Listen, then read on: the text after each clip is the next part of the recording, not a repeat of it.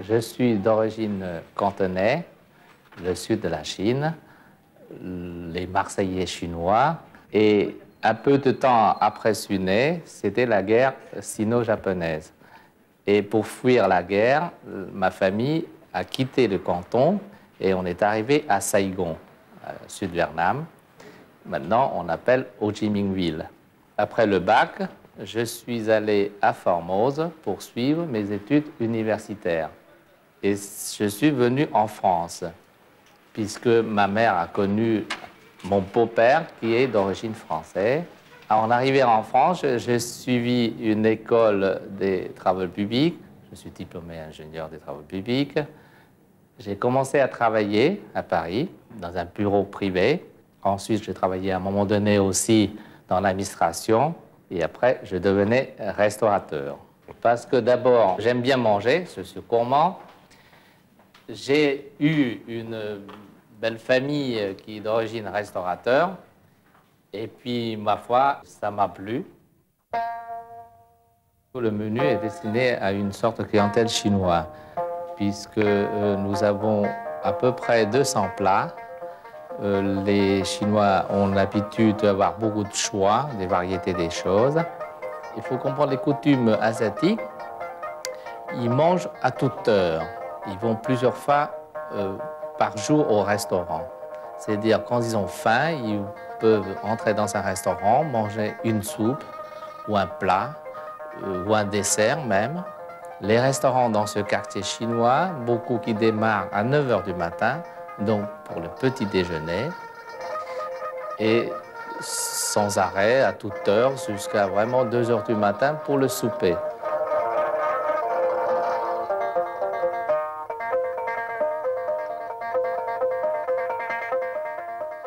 C'est un supermarché où on vient chercher tous les produits, les produits exotiques ou alors les produits déjà cuisinés. Moi-même, je viens approvisionner ici pour mon restaurant et pour ma consommation personnelle également. Il y a beaucoup de choix. On trouve beaucoup de produits médicinaux sous forme déshydratés, des écorces d'arbres, les herbes. Les capes, dont les Asiatiques adorent ça, parce que c'est très vivant, les capes se vivent très longtemps. Même une cape, quand on coupe la tête, elle gigote toujours.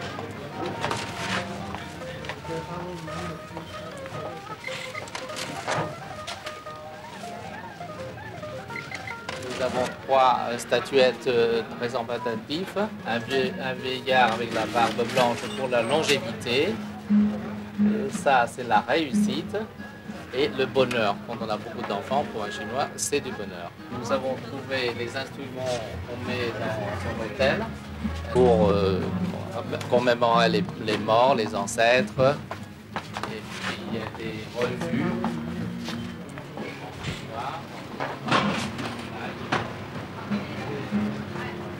L'intérêt de ces journaux chinois, c'est que souvent, il y a des traductions des décrets des lois français qui permet les gens de savoir comment on demande une permis de travail, comment on peut louer une maison. Et il y a des encadrements de publicité pour qu'on recherche un travail, un logement, et puis annonce d'ouverture d'un magasin. Tout ceci est très pratique, c'est très bien fait.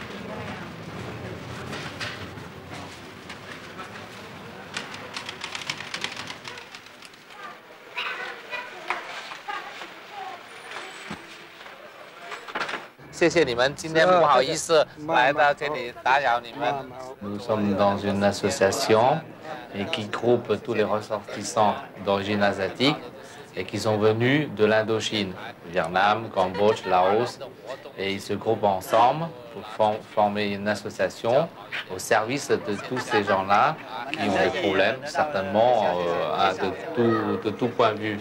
Je vais vous montrer un petit peu de tout ça.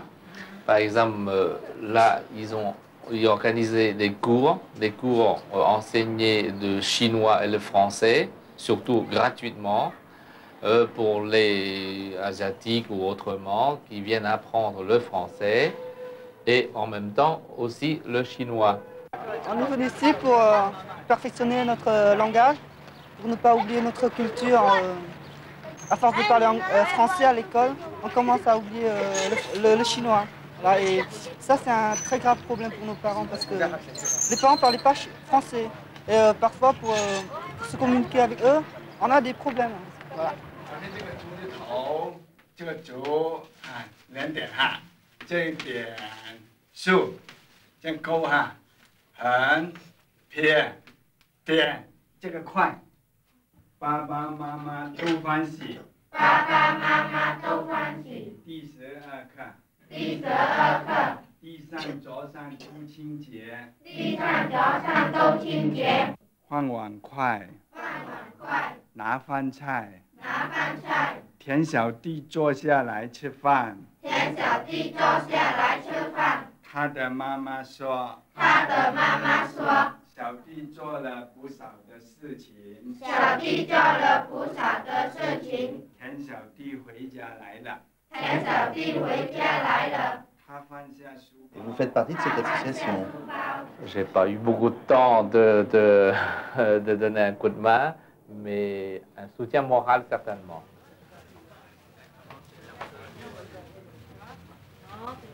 Ça fait très longtemps, une vingtaine d'années que je suis à Paris. Je m'attache tellement que de vivre dans un autre pays, pour moi, c'est plutôt étrange et manque l'habitude que Paris, je prends comme chez moi. Vraiment parisien, peut-être plus que les Parisiens d'ici.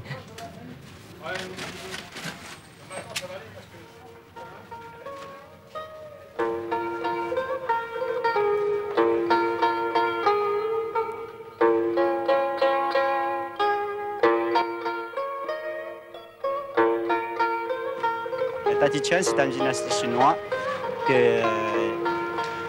caractéristique du peuple chinois. Depuis longtemps, on a pratiqué le Taijiquan depuis milliers d'années, mais on a nommé ce nom-là, c'est depuis 300 ans seulement, dynastie Qing. Mais ce Taijiquan-là, c'est très important qu'il faut concentrer l'esprit et pratiquer tous les mouvements, c'est doucement, lentement, mais continuer, comme la terre qui tourne sans cesser, sans arrêter.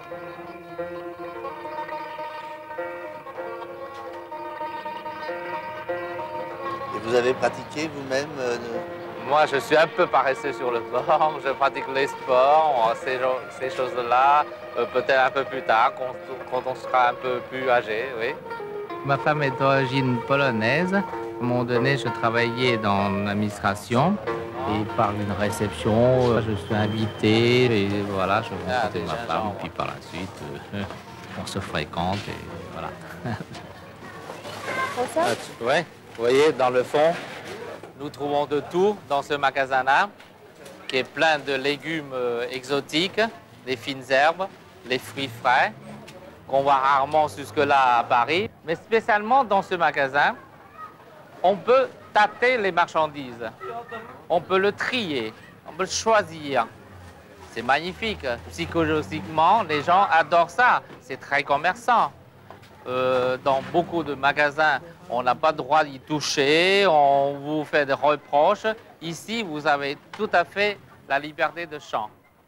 Magnifique.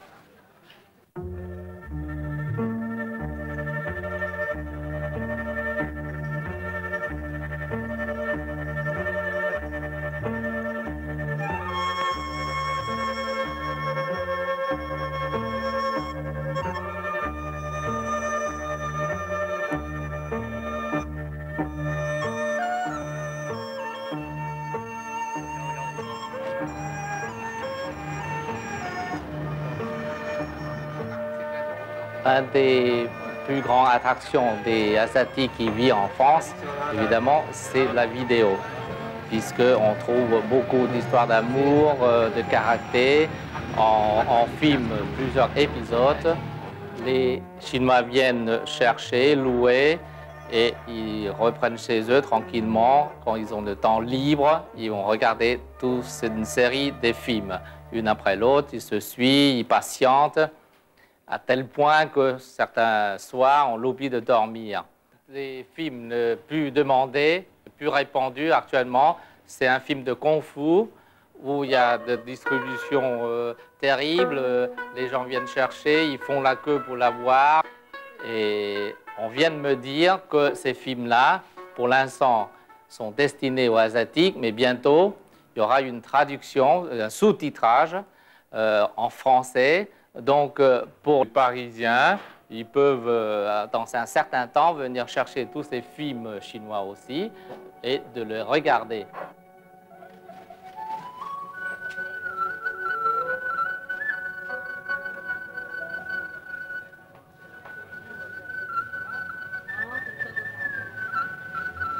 Nous avons choisi ici, pour faire ce bohème de nostalgie, ici la bagotte.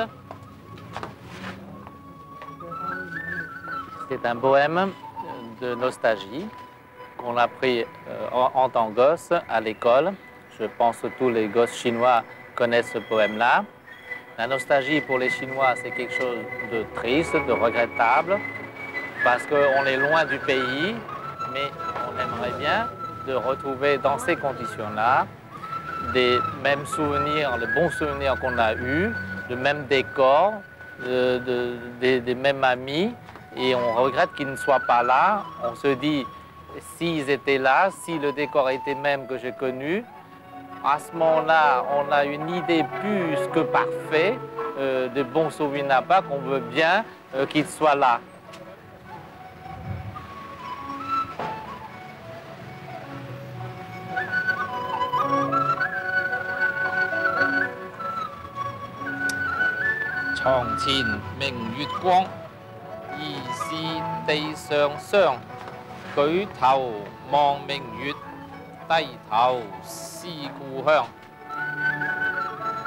C'est un poème qu'on veut dire devant le lit, au clair de la lune, qui me fait croire qu'il y a plein de neige par terre.